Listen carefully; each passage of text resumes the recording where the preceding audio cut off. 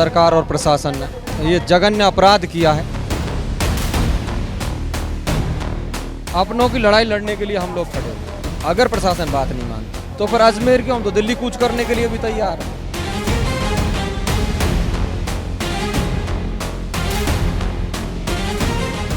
मरते दम तक अपने लोगों के लिए खड़ा हूँ और आखिरी सांस तक खड़ा रहूँगा। ये भी भाई है मेरे अपने। हम जब टकराते हैं ना तो चट्टान की तरह टकरा, जो जो हमसे टकराया है वो बैक फुट पर ही गया, फ्रंट फुट पर नहीं आ पाया।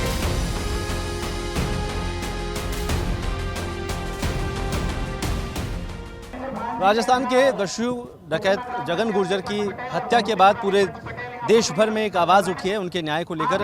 हालांकि उन्होंने अपने जीवन काल में जो भी अपराध किए उनकी सजा वो काट रहे थे, लेकिन समाज इस बात से आक्रोशित है कि इतने बड़े दस्यु को अगर जेल के अंदर 5 फीट का आदमी मार देता है तो कहीं ना कहीं उनके साथ अन्याय हुआ है। और इस अन्याय को लेकर आज पगड़ी असम में बड़ा एक कार्यक्रम रखा गया, समाज की जाजम बिछाई गई और तमाम सरदार यहाँ पहुँची। हाकिम सिंह मैसला हमारे साथ मौजूद है। हाकिम भाई, 5 से निकल कर सीधा यहाँ, कैसा लगता है? समाज में एक बड़ा एक मैसेज चला जाता है कि समाज के नेता आते हैं लेकिन न्याय जो हमेशा पीछे रह जाता है समाज। आज अगर इस आंदोलन, इस कार्यक्रम के अंदर क्या फैसला निकला है, अगर आप यहाँ आए हो तो क्या एक मैसेज देखें? नहीं, देखो, बहुत ही ये जघन्य अपराध किया है सरकार और प्रशासन ने। इस तरह की घटनाएं और हाई सिक्योरिटी में होंगी तो भी हम आम आदमी, प्रदेश के जो जनता है वो किस तरह से सुरक्षित रह सकती है।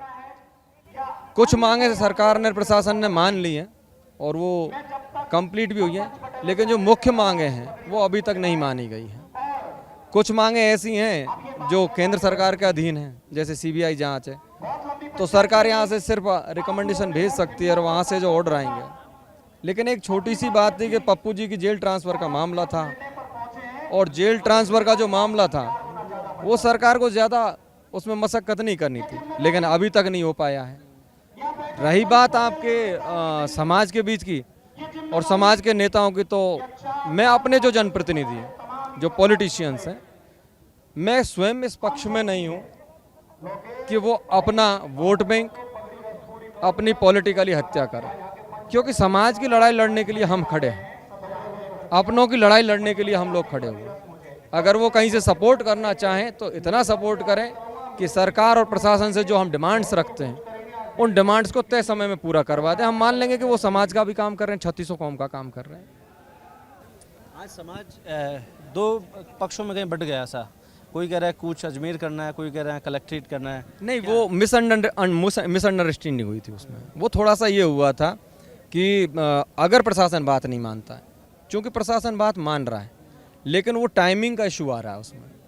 हम कह रहे हैं कि समय बताओ, कब कर दोगे, कितने दिन में काम कंप्लीट कर दोगे, तो वो अपने उच्च अधिकारियों से पूछ रहे हैं। और जो आप कह रहे हो ना कि अजमेर कूच की उसकी कर रहे थे, देखो, अगर बातें नहीं मानी, सरकारों से डिमांड्स ही की जाती हैं, शासन प्रशासन है जो आश्वासन देता है, और अगर डिमांड्स पूरी नहीं होती है तो फिर अजमेर क्यों, हम तो दिल्ली कूच करने के लिए भी तैयार है।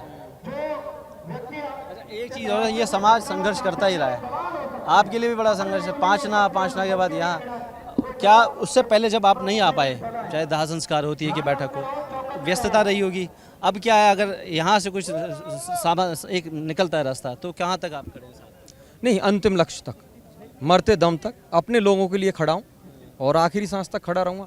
ये भी भाई है मेरे अपने। लोग चरित्र प्रमाण पत्र बांटते रहते हैं, ऐसे थे वैसे थे। जो आदमी इस दुनिया से चला गया, मेरी नज़रों में उसके सारे अपराध माफ़ हो गए। मेरी नज़रों में वो पुण्य आत्मा है जो यहाँ से चला गया, क्योंकि इस मृत्यु लोक में जो है वो सजा के हकदार के तौर पे यहाँ पर है जो, और नहीं अच्छी आत्मा तो चली जाती है। तो मैं मानता हूँ कि चरित्र प्रमाण पत्र मत बांटिए। जिम्मेदारी जो है सरकार की, प्रशासन की, वो जिम्मेदारी पूर्ण होनी चाहिए।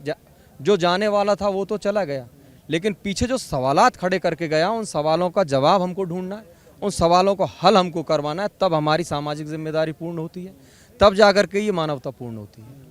शांतिपूर्ण तरीका तो 5 भी रहा। अब यहाँ क्योंकि कहीं ना कहीं लोगों में एक उग्र भाव था कि यहाँ से अगर निकल के सीधा हम कलेक्टेड कूच करते हैं तो प्रशासनिक तरीके कई सारे हैं जिसमें रुकावट आ सकती है। जैसे 5 का हल निकाला, क्या यहाँ भी ऐसा पॉसिबल है? नहीं, हम टकराने की सिचुएशन में नहीं है। आज बहुत ही गमगीन दिन है हमारे लिए।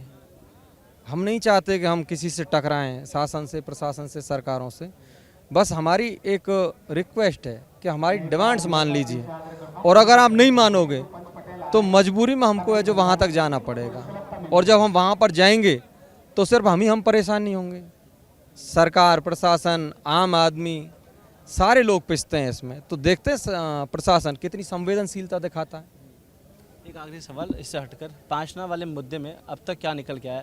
जिन लोगों के खिलाफ मुकदमे दर्ज कराए वो गिरफ्तार हुए या आपके खिलाफ भी कुछ एक्शन?